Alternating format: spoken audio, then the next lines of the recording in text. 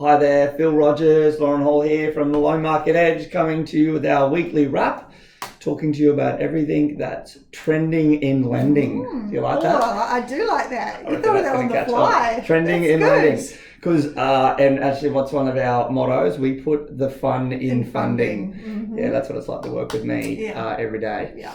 Actually, talking about on trend, the 𝘄𝗲𝗽. I did actually get a bit of grief this week about this, just throwing it out there to all the other men wearing 𝘄𝗲𝗽s. I think the consensus, if I remember, was the majority of the girls said that their grandfather owns one in a similar colour. Grandmother. All their girlfriends have it in a different colour. Yes. So, but I'm repping the 𝘄𝗲𝗽 as a little bit of winter Killing starts Killing it. a bit fresher here on the Gold Coast. So it is a beautiful change of weather at the moment, which has been really nice. So hopefully everyone's exploring that. But moving on, if we talk about, there's some changes in policies that you wanted to chat about this week. Yes, cool. So all good stuff. Normally changes in policies, not always good stuff, but this is. So interesting, before I jump into that, interesting just reading an update this week around economy and market. So I'll just read that out. It said that the National Skills Commission has noted that 63% of employers reported that there were no risks for them to remain open or to keep doing business over the next 6 months. So back in August of 2020, so let's say 9 months or so ago, only 12% of businesses were confident that they could remain open for the next 6 months. So that's really, really positive. We've gone from 12% to 63%. So interesting that that's sort of the feedback or how businesses or employers are feeling. And over this last week, we've had a couple of banks come out and say, hey, look, we're going to remove the additional COVID policies that they've had over the last 12 months, and we're now going to revert back to normal policy. That's awesome. That shows that they're really confident, particularly in the self-employed space. We know how hard it's been over the last 12 months for small businesses around finance. The additional documents required, the additional questions, up-to-date BAS, P&Ls, all that kind of stuff. So sort of moving away from that. Even things around most recent pay slips, most recent salary credits.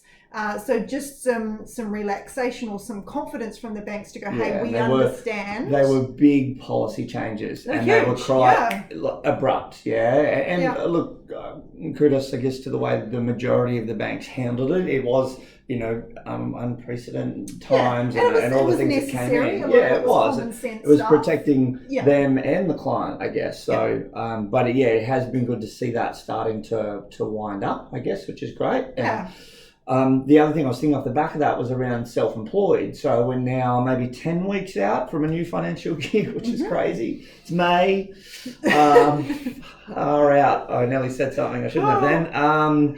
And so with that 10 weeks away, a lot of our conversations now reaching back out to our self-employed clients just about being organised. This year, we know that now these new set of financials will be, from July 1, 2020 onwards. For a lot of businesses, it probably cuts out where that problematic, from maybe March through to June, where there was a lot of uncertainty when COVID first came into play. And it did very much, for a lot of businesses, create a huge hole maybe and a gap in there, and a lot of that JobKeeper and things were changing. But we find with the majority of them post July 1, for a lot of businesses, it started to pick back up. And we now have 4 quarters of that starting to push. So reaching out to self-employed clients, as we always do this time of year anyway, but a lot more relevant now if you are probably getting in touch with your accountant earlier than normal. I mean, I know that a lot of people won't do it to, April, May the next year because it's not required. But if you're looking to borrow money, we would highly recommend, anywhere in the next 12 months, obviously, highly recommend doing that as early as possible. 100%, yeah. So getting your BAS organised,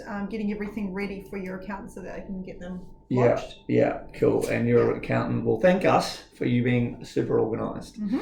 Or not, because they're under the pump at the moment. And remember also just to let us have a bit of a look over your drafts before they do get lodged. Just so we can give you some feedback around how those figures will affect your ability to borrow. I think it's very, very relevant, especially at the moment where there has been. Again, there might be a mixture of still some JobKeeper, there might be some cash flow boost, there might be instant asset write-offs, depreciation, add backs. An accountant will do an amazing job at trying to minimise tax and help improve your position on paper from a tax point of view, but understanding from a lending point of view doesn't always. And when we say we want to see the drafts, it's not about us having a judgment or changing figures or doing anything to that. But if you are looking to borrow in that next 12 to 18 months, well, that document once lodged, that's sort of it. So we've got to try and find that sort of sweet spot for a lot of clients. And it's just a bit so of a you have balance. some understanding around what your ability to borrow will look like based on those. And often on paper there could be, I don't know, distributions to family members, for example. It's a really common one to something simple. Well, noting we can't use that income when it comes to you borrowing money. So while it might be a year that you have to pay a little bit more tax, we work closely with your accountant to try and go, all right, is there enough in there just to get the borrowing completed? Yeah, because we'd hate to see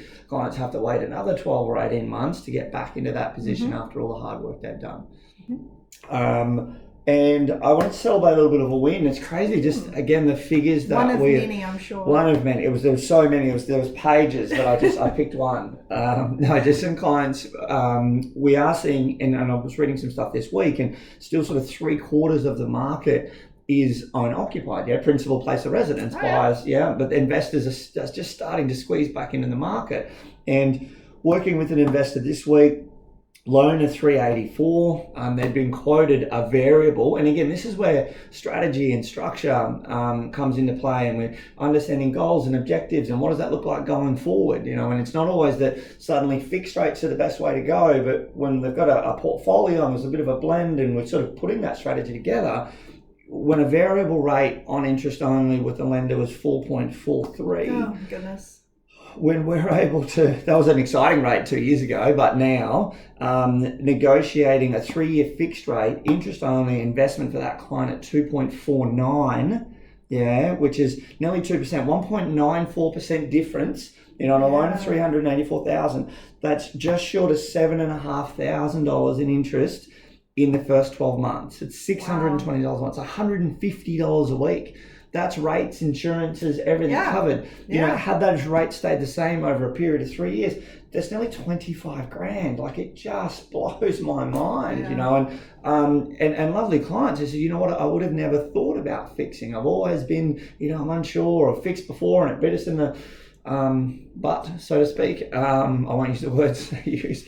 But, it's just crazy. And again, if you're not exploring those options, if you're not, I'm not saying that we're not pro-fixed, but we just, obviously the difference between fixed and variable at the moment, some of these lenders, there's an appetite. And some of the banks, we've seen rates move for probably 9, 10, 11 banks over the last 2 weeks. And it's been a real mixture, right? There's been maybe a 2-year rate went down and a 4-year went up. And then we've seen owner occupier increase, but investor come down. And they're trying to balance their books. They're trying to put to the market the appetite they have in certain areas. And we see that in trends of the interest rates over time. So by all means, even what you may have done 3 months ago might not be relevant today. So we're constantly understanding the goal, and again, like you say about the strategy side of it. Well, are we wanting to hold on to this property, and are we wanting to get cash back in our pocket at the moment? Are we wanting to negatively gear or positively gear? Understanding all of those things is what. It's another 20,000 with the recommendation. Another 20,000 just in interest savings that they'll pay off their owner occupied that they won't pay to the bank, let alone the principal payment that would go to that debt that's now going to the owner occupied. So suddenly they're gearing down their owner occupied debt very quickly. So it just those numbers just continually excite me, but do blow my mind that clients aren't all getting the chance to have that conversation, I guess, because their bank, not every bank's the same.